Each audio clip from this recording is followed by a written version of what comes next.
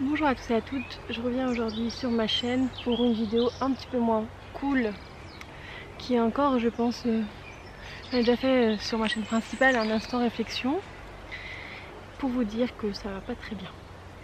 Et étant donné que je ne veux pas encore embêter mon entourage avec tous ces aléas d'une personne comme moi, je m'étais dit pourquoi pas vous en parler à vous. Donc premièrement, je pense que j'ai quand même mis du temps avant que cette période anxiogène me submerge parce que ça s'est fait assez rapidement et puis surtout c'était pas forcément des nouvelles terribles pour moi. J'ai pas vu dans un premier temps les aspects négatifs pour moi et puis étant donné que je trouvais ça important, etc. Donc j'étais en plein... vous savez, le confinement s'est mis assez rapidement. Moi je travaillais dans une école et l'école a fermé. Et après directement on pensait du coup rester sur Paris et on a vite su que le confinement allait finalement être un confinement total et du coup on est rentré en Bretagne. Des personnes décrivent ce comportement mais nous personnellement nous avons été en contact avec aucun breton, si vous voulez le savoir. En fait on a pris notre propre voiture personnelle, on était à 5 dedans et dans cette voiture on est allé dans un gîte. Et depuis on sort plus de ce gîte. Ma mère habite pas loin mais du coup elle ne vient pas nous voir à moins de 6 mètres. Et du coup on a été vraiment reclus. Les 2 semaines vont être...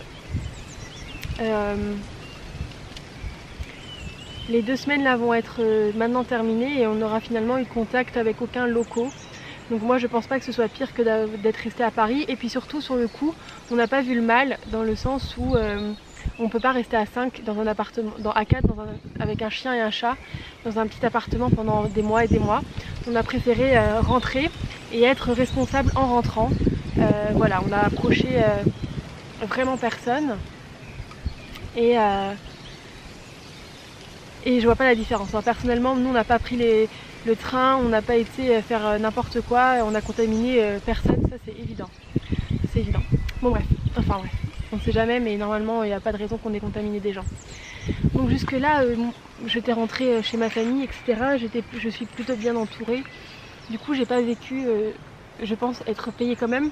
Donc j'ai pas vu quand même les premiers abords le côté négatif. J'ai lu plein de livres, je me sentais plutôt bien. Et puis seulement maintenant, là je recommence à sentir l'enfermement alors que je suis dehors. C'est vraiment horrible de dire ça par rapport à ceux qui sont confinés. Mais là je parle de ma santé mentale entre guillemets, entre gros guillemets. Je parle de mon bien-être, donc je parle pas en comparaison aux autres. Je sens que maintenant ça commence à peser pour plusieurs raisons parce que je peux me rendre compte au fur et à mesure que le confinement va aussi m'apporter des choses négatives pour moi. C'est-à-dire que mon métier de photographe commençait à... Là j'avais quelques projets, je commençais à créer ma vie professionnelle sur Paris et on m'a coupé la chic assez rapidement avec tout ça. Mon travail à l'école, j'avais pareil un plus gros contrat mais on n'a pas eu le temps de le mettre en place. Du coup là je suis payée vraiment presque rien.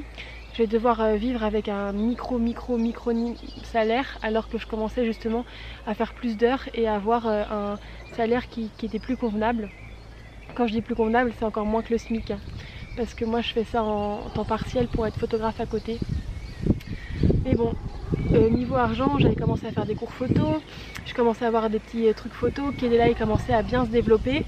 Donc on commençait à être sur la belle voie du professionnel, et finalement ça s'est coupé assez rapidement. Donc je me dis que en même temps tout le monde est coupé en même moment, donc tout va reprendre au même moment. Je veux dire, les gens sont pas en train de continuer sans moi, à part ceux qui font le télétravail. Mais je sens que ça va remettre un frein. Moi qui avais tellement de mal à mettre un pied dans l'étrier. Du coup ça me pèse un petit peu. Et puis surtout cette peur qui est extrêmement présente chez moi de la mort. Elle a été décuplée là à cause de ce virus. Parce que moi, ce qui paraît, finalement, on ne peut pas endiguer seulement avec un confinement le virus. C'est-à-dire qu'il faudra que tout le monde soit, que 80% des gens soient contaminés, que 90 ou 80% des gens soient contaminés afin que le virus puisse s'éteindre. Et si on fait un confinement, c'est juste que pour que les gens soient contaminés les uns à la suite des autres sans qu'il y en ait trop d'un coup, afin qu'on ne déborde pas trop dans les hôpitaux, qu'on ne sature pas trop les hôpitaux. Mais l'objectif est pas avec le confinement que le virus disparaisse complètement, non, c'est pas possible. L'objectif c'est juste de ralentir la progression du virus qui va quand même tous nous toucher normalement. En tout cas, moi je travaille dans une école, je suis sur Paris, je suis un très bon... je serai évidemment dans les 80 à 90% des personnes qui l'auront dans cette année d'où le virus va nous suivre. Et du coup, cette nuit, j'en ai fait des cauchemars. Enfin, j'ai rêvé que j'étais contaminée et que j'arrivais plus à respirer parce que avec le virus, on meurt par étouffement, il me semble. Enfin, on s'étouffe, hein, c'est ça, non? On n'arrive plus à respirer, on a les poumons. En fait, il y a tellement d'informations anxiogènes, tout le monde nous envoie par-ci par-là, alors que je pourrais être dans mon coin là, un peu dans une bulle, un peu exclue. Recluse plutôt, parce que exclue c'est pas volontaire, j'arrive quand même à être, et ce qui est normal, complètement absorbée par cette actualité très très très anxiogène, puis en pensant aussi à tous ceux qui meurent de ce virus. Mais autant qu'on meurt d'autres choses, enfin je passe mon temps à penser aux gens qui meurent de certaines choses et de la souffrance. Du coup moi qui suis très empathique, vu que là c'est mondial et généralisé, et ben ça me fait un truc en plus pour me concentrer dessus quoi. Genre je pense très très souvent aux gens qui meurent de faim ou de vieillesse, seuls chez eux, les gens solitaires, je pense souvent aux malades, je pense souvent aux handicapés, je pense souvent à toute la misère du monde en général. Clairement c'est vrai. Et le fait de penser à cette misère, là c'est encore plus parce que je pense à tous ceux qui sont dans le besoin en ce moment. Et moi c'est un peu contradictoire parce que étant donné que je trouve que je trouve qu'on est trop sur Terre et que du coup je veux qu'il y ait moins d'humains sur Terre. Donc certains pourraient dire est-ce que ça devra passer par une sélection naturelle de pandémies, d'épidémies, de catastrophes naturelles où on va tous finir par mourir de ça parce qu'on est en train de détruire notre planète. Mais moi c'est pas comme ça que je veux qu'il y ait moins d'humains. Je veux pas qu'il y ait moins d'humains parce que les humains meurent, je veux qu'il y ait moins d'humains parce qu'on fait moins d'enfants, moins de naissances et qu'on se régule. Là on a un peu l'impression que la nature nous régule toute seule et c'est ce qu'elle finira par faire. Hein. À force de se détruire, on va s'autodétruire et il y aura une régulation. Vous savez, la Terre en elle-même s'en fout de la mort des humains. Hein. Là c'est juste qu'on fait du mal, atrocement du mal à la nature et aux animaux, mais je veux pas que les gens qui sont déjà là meurent, je veux qu'il y ait moins de naissances et qu'on fasse plus attention.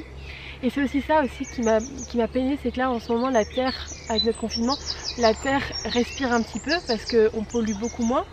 Vous avez bien vu à Venise l'eau qui est toute bleue, que les otaries peuvent venir dans les eaux.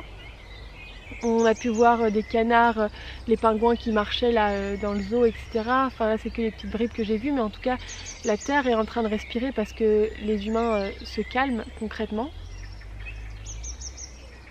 Et je me dis qu'en fait ça me fait encore plus de la peine parce que en fait après on va reprendre notre enchaînement de vie, on va reprendre là où on s'est arrêté en continuant de tout détruire. Comme si que là elle avait un petit espoir d'aller mieux et nous on sait pertinemment qu'après les gens vont tous recommencer leur vie complètement dissolue, complètement chaotique et complètement destructrice de notre belle planète bleue.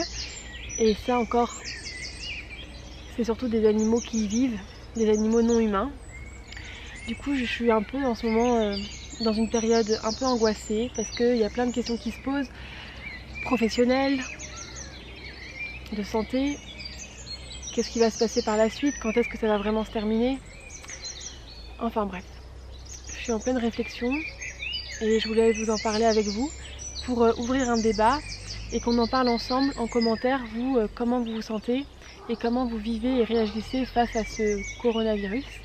Parce que moi, cette maladie, ce virus m'a ouvert d'autres réflexions à d'autres choses. D'introspection personnelle encore un peu violente comme d'habitude. Donc je voulais savoir vous où vous en étiez, si vous allez bien, comment vous vivez le confinement, comment vous vivez la chose. Et moi c'est pas le fait d'être confinée qui m'angoisse, c'est le fait d'être enfermée avec mes propres idées personnelles, comme vous le savez. Dans ma dernière vidéo réflexion j'en avais parlé, que j'étais quelqu'un de très anxieuse. Du coup cette angoisse est exacerbée par les événements actuels. Je voulais savoir vous où vous en étiez. Oui, alors si je mets cette vidéo sur la chaîne L'Arbre des mots, c'est dans ma chaîne principale que je parle de mon instant réflexion. N'hésitez pas à me mettre en commentaire si vous voulez le lien de cette vidéo où je parle comment vivre quand on est quelqu'un d'extrêmement anxieux et d'angoissé. Donc j'espère que cette vidéo vous aura plu. N'hésitez pas à partager et communiquer avec moi en commentaire, c'est le but de cette vidéo. Et je vous dis à très bientôt.